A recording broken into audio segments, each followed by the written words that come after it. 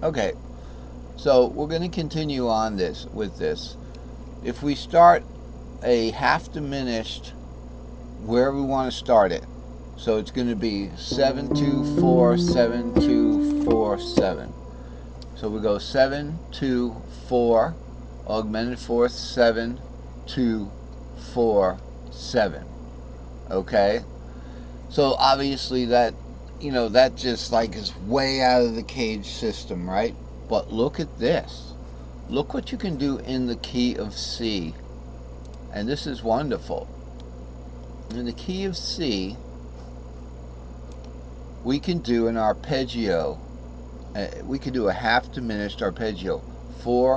If we do on string, and you can do an on string arpeggio, So you go 4, what we got? 4, 7, 2, 4.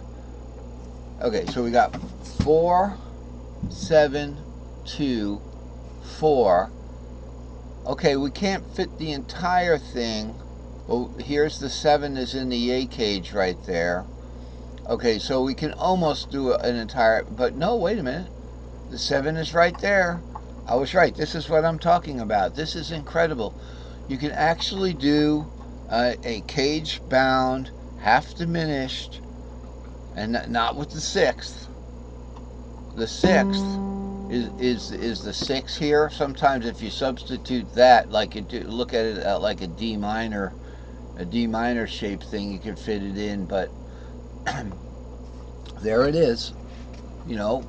Believe it or not, 4 7 2 4. Okay, then that's 7 2 4. Okay, so that's what's going on. We can do that entire half diminished, but we have an on string 2 to 4, and then we skip the 3rd string from the top, 4th string from the bottom. You know what I'm saying? That's what's going on there. My gosh, it took me my whole life to realize that. So it's 4 7 2 4 7 2 4.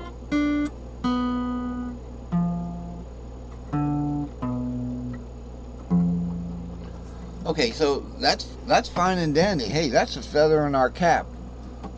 If we could just skip over this string, and by the way, if you want to hit something on that string, you're welcome to either hit the 5 or the 6, because the mixolydian shares 3 notes, a 5/7, okay, a 5/7, which is dominant 7. Here's your mixolydian. It's got that dominant. It actually shares 3 notes with the half diminished anyway. Okay, and then the 6, if you do D minor, okay, not the D minor 7th now, just the D minor, it shares 3 notes also with the 7 half diminished 7th. Okay, so either the 5 or the 6 sound good. All right, there's no great loss there. If you want to see what that sounds like, let's see what it sounds like. So we go 4 7 2 4.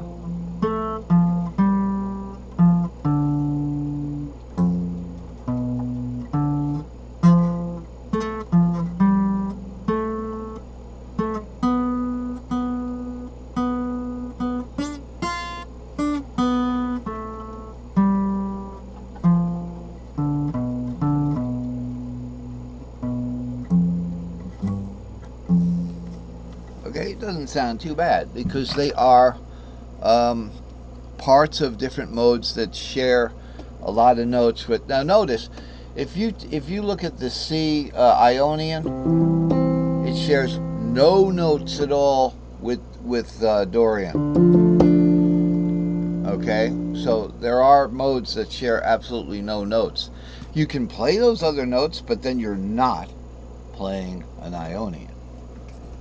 You're just not playing what you're playing. You're playing something else. But you can maintain the, if you play it right with tonal focus, you can maintain the half diminished, and you can do, you're essentially going to be either playing this, this, or this. Okay, but you can still maintain that Locrian mode. And in any case, so I've ranted about the greatness of the C box here, and but now we want to look at this entire the two of them, the two short cage boxes here. That's where you can see the entire, almost the entire, a whole lot more of the picture with the Locrian. So that's a modal consideration there. And let's just move over here a second, or maybe to one of them. We can start another arpeggio there. So we're looking at the A box, and you have caged A, G, C, A, G. Okay, so let's look at what kind of a half diminished arpeggio. We know we can get the other arpeggios. We can get the other cage bound stuff. But we're going to exploit the double cage here in the ladder to get that half diminished. So we've got 7, 2, 4, 7, 2, 4, 7. There's an augmented. It takes us off in the other direction and finish where we started. So that's great. So that's one of the advantages of doing this double cage here.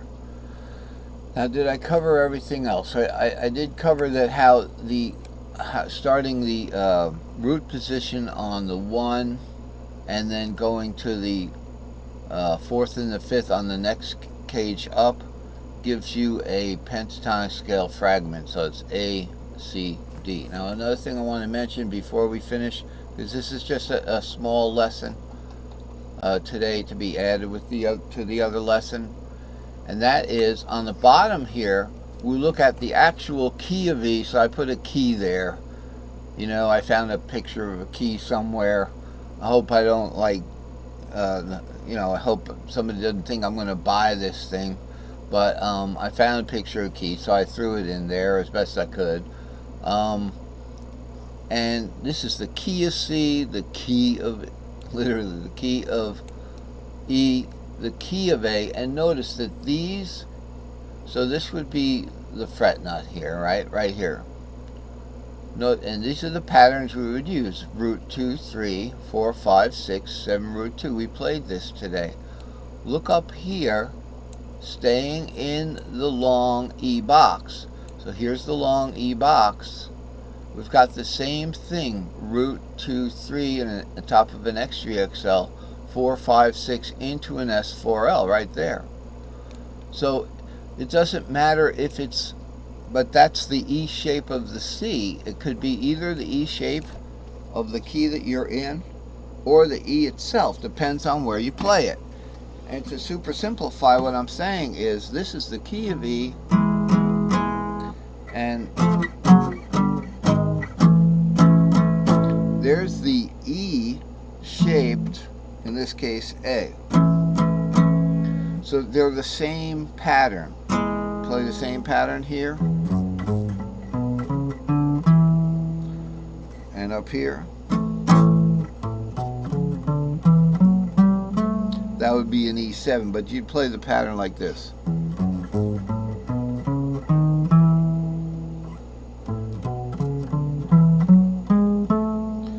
So it's important. So I put on the bottom of the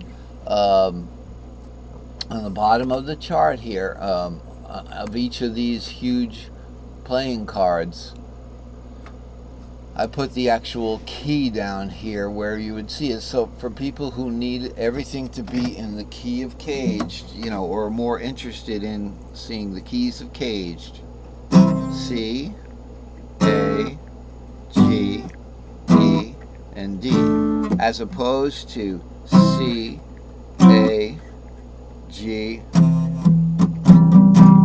E, and D. I can get it on the octave here, which is this guy up here. So thanks for watching. You got the YouTube, you got the Facebook put together underneath.